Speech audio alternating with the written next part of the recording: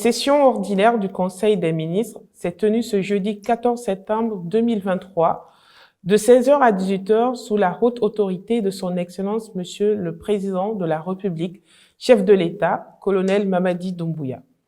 Les points suivants étaient inscrits à l'ordre du jour. 1. Le message de son Excellence Monsieur le Président de la République. 2. Le compte-rendu de la session ordinaire du Conseil interministériel du mardi 12 septembre 2023.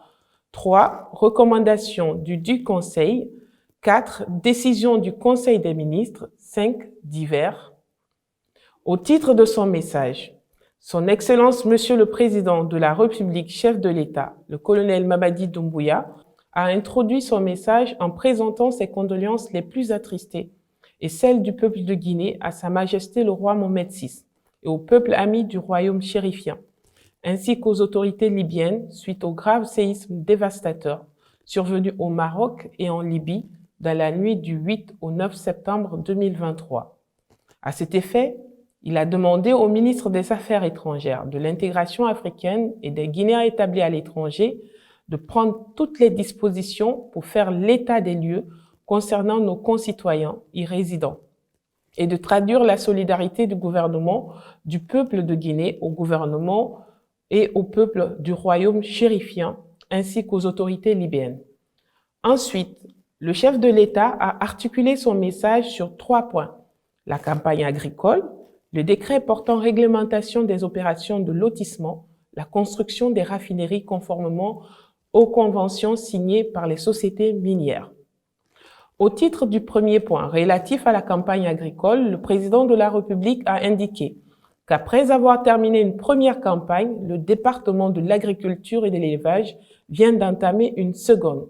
Pour le chef de l'État, c'est l'occasion de féliciter et d'encourager le ministère de l'Agriculture et de l'Élevage et de continuer à œuvrer dans ce sens pour notre pays afin de faire face aux enjeux stratégiques et aux défis de l'autosuffisance alimentaire.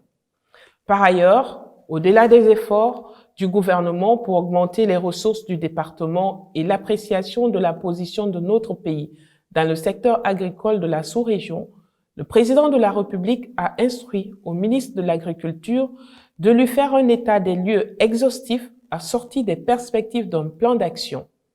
La question de la gestion rigoureuse des engrais, tracteurs et autres équipements reste aussi un des points d'attention, a-t-il précisé. Concernant le deuxième point relatif au décret portant réglementation des opérations de lotissement, le chef de l'État a rappelé avoir pris le 19 août 2023 un décret qui réglemente les opérations de lotissement. Le président de la République a souligné que la question du foncier représente un point litigieux, très important devant les juridictions de notre pays, très souvent occasionné par des lotissements anarchiques opérés dans le Grand Conakry et dans les villes de l'intérieur du pays. Pour le chef de l'État, la sécurisation des titres fonciers est une étape importante pour pallier à cette problématique. Mais aussi, il a instruit au respect de la mise en œuvre des schémas directeurs de toutes nos grandes villes et exigé que les lotissements soient conformes au décret encadrant le lotissement. Enfin, le troisième point relatif à la construction des raffineries, conformément aux conventions signées par les sociétés minières, le président de la République a instruit le ministre des Mines et de la Géologie de faire la situation exhaustive des dites sociétés devant procéder aux travaux de construction des raffineries de cette année et celles qui feront des études de faisabilité consolidées d'ici le prochain Conseil des ministres. Au titre du compte-rendu de la session ordinaire du Conseil interministériel du mardi 12 septembre 2023, Monsieur le Premier ministre, chef du gouvernement, Dr Bernard Goumou, a commencé son message en soulignant que la dynamique engagée par son gouvernement exige de lui une introspection et une analyse des objectifs assignés à chacun des ministères afin d'identifier les opportunités d'amélioration et de mettre en place les mesures nécessaires pour renforcer l'administration publique et améliorer la qualité des services qu'il offre à ses concitoyens. Ensuite, il a porté son message sur 2 points. La réalisation d'une étude diagnostique organisationnelle et fonctionnelle des départements ministériels. la mise en place d'une plateforme digitale de traitement et de suivi des décrets et arrêtés. S'agissant du premier point relatif à la réalisation de l'étude diagnostique organisationnelle et fonctionnelle des départements ministériels, le chef de gouvernement a rappelé aux membres du Conseil que depuis la mise à disposition des lettres de mission, l'une des premières tâches qui leur a été demandée était de procéder à la réalisation d'un état des lieux de la situation de leur département afin de comprendre les forces et les faiblesses, de garantir l'atteinte des objectifs de réforme tant souhaités par le président de la République, mais aussi de mettre en évidence les lacunes, les redondances et les opportunités d'optimisation en vue d'une meilleure projection. Dans la même logique, le Premier ministre a indiqué que l'absence de cette étude au sein des départements ministériels peut engendrer à coup sûr des conséquences profondes et durables sur la performance du gouvernement. À cet égard, le chef du gouvernement a invité tous les ministres à lui transmettre d'ici la fin du mois de septembre 2023 la situation de leur personnel conformément à ce qui suit. Besoin en personnel en précisant les types, les grades et spécialités. Nombre d'agents en poste suffisamment outillés, nombre d'agents en service ayant besoin d'un renforcement de capacité. À ce sujet, il a précisé que ces informations viendront compléter le travail en cours de réalisation par le ministère en charge de la fonction publique sur le système FUGAS. Quant au deuxième point, relatif à la création d'une plateforme digitale de traitement et de suivi des décrets et arrêtés, le Premier ministre a informé que la primature a initié la digitalisation de ce processus pour une gestion efficace et transparente à travers une plateforme web qui sera hébergée dans les infrastructures gouvernementales au regard de la sensibilité de son contenu et de toute la sécurité qui y sera mise. À cet effet, il a informé que les équipes de la primature et du secrétariat général du gouvernement vont rapidement rejoindre les ministres et secrétaires généraux des départements pour les séances de prise en main et que le lancement officiel aura lieu à la primature à l'attention des membres du Conseil dans le meilleur délai. Au titre des communications, le ministre des Transports a fait une communication relative à la création du Fonds de soutien au développement des transports publics. Les ministres en charge de l'éducation et de la formation professionnelle ont fait une communication conjointe relative à la rentrée scolaire et universitaire 2023-2024. Au titre des décisions, pour le ministère des Transports, la communication relative à la création du Fonds de soutien au développement des transports publics, le Conseil a donné son soutien au développement des transports publics et recommandé les mesures suivantes. Trouver, en collaboration avec le ministère de l'Économie et des Finances, un mécanisme alternatif approprié de financement du secteur des transports publics en lieu et place de la création d'un fonds. Créer un compte spécial où seront logées les différentes redevances affectées au soutien du développement des transports publics.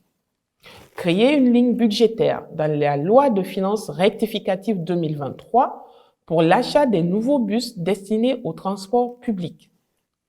Au titre de la communication du ministère en charge de l'éducation et de la formation professionnelle, communication conjointe des ministères en charge de l'éducation et de la formation professionnelle relative à la rentrée scolaire et universitaire 2023-2024. Le Conseil a invité les ministres du pool de l'éducation et de la formation professionnelle à prendre toutes les dispositions pour une rentrée scolaire professionnelle et universitaire 2023-2024 réussie et a recommandé au pool financier de prendre des dispositions afin de procéder dès l'ouverture des classes à un paiement graduel des arriérés de primes des contractuels. Au pôle éducatif de remonter leurs besoins de recrutement des nouveaux enseignants afin que le ministre du Travail et de la fonction publique puisse procéder au croisement de ces données avec celles de la biométrie. Inviter le ministre du Travail et de la fonction publique à procéder à la finalisation du recensement biométrique des agents de l'État dans un bref délai, de maintenir un dialogue permanent avec l'intersyndicale de l'éducation, rehausser la part du secteur de l'éducation et de la formation professionnelle dans le budget national de développement, conformément aux engagements internationaux, notamment celui tenu par le Premier ministre, chef du gouvernement, lors du sommet sur la transformation de l'éducation tenu à New York en septembre 2022. Au titre des divers, le ministre secrétaire général du gouvernement a rappelé que ce jour du 14 septembre 2023 est le 65e anniversaire de la conférence ayant permis de réunir l'ensemble de la classe politique guinéenne en vue de décider à l'unanimité des actions communes pour la conquête de l'indépendance par référendum le 28 septembre 1958. Le 14 septembre 1958 est ainsi une autre date historique de notre pays, très souvent omise volontairement ou involontairement, qui mérite pourtant d'être mentionnée et retenue, a-t-il martelé. Monsieur le ministre de l'Enseignement préuniversitaire et de l'Alphabétisation a informé le Conseil de l'ouverture des classes le mardi 3 octobre 2023.